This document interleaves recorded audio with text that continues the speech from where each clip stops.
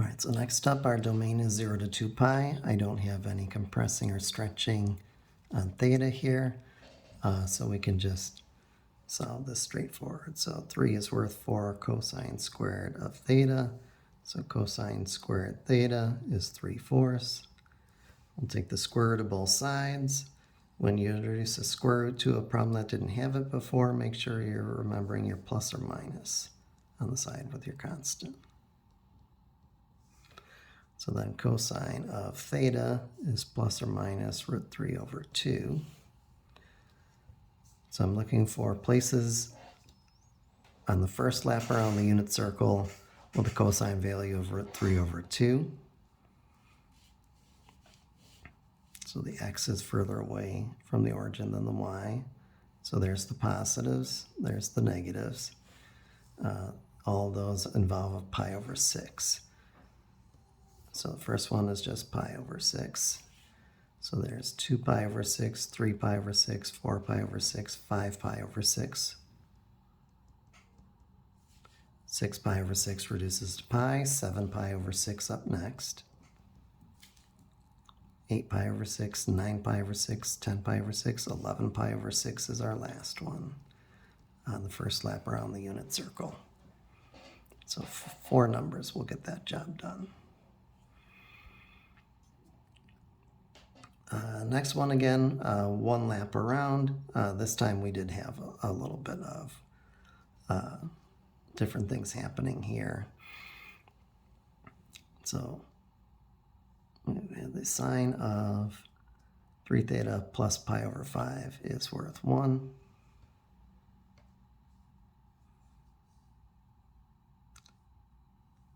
So for starters, this one we can even do like a little u substitution.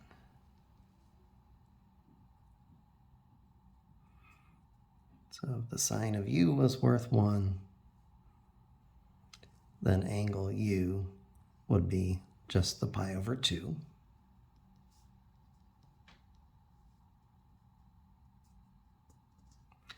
Since we have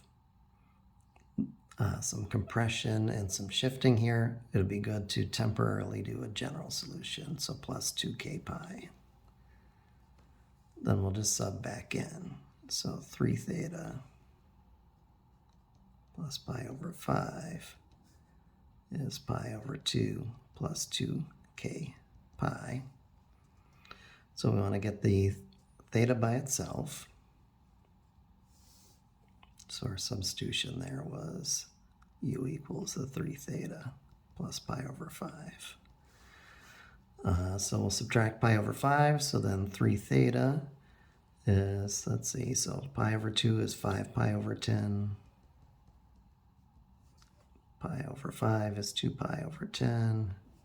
And we still have our plus 2k pi.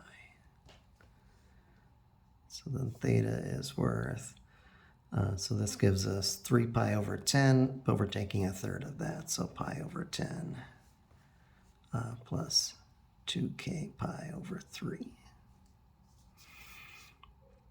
So then we'll just kind of look and see what would fall under the 0 to 2 pi umbrella.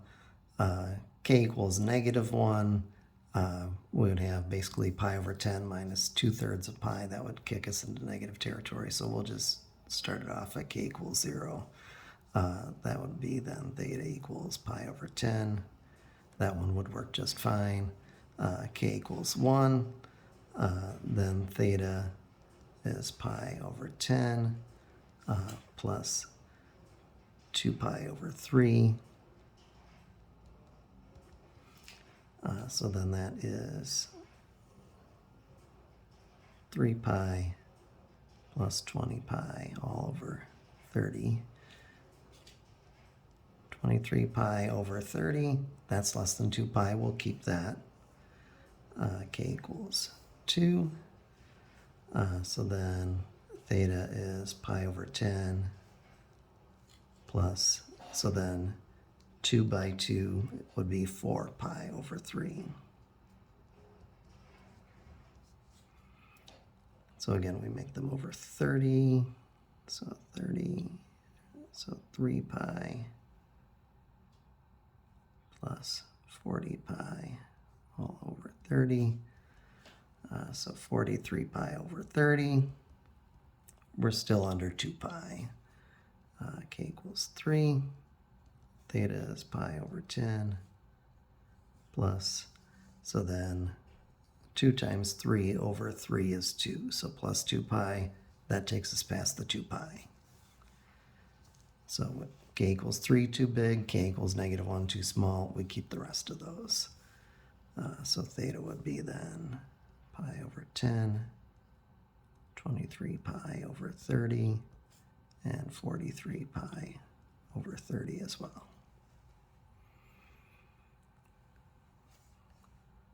So next step,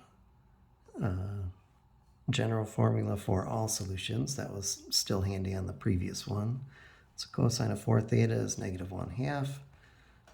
Again, we can use our sort of temporary u substitution or just picture what the solution would be giving cosine values of 1/2.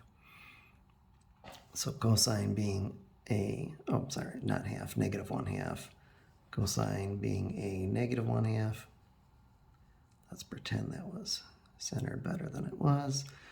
Cosine value of -1/2, that's happening up here and back here.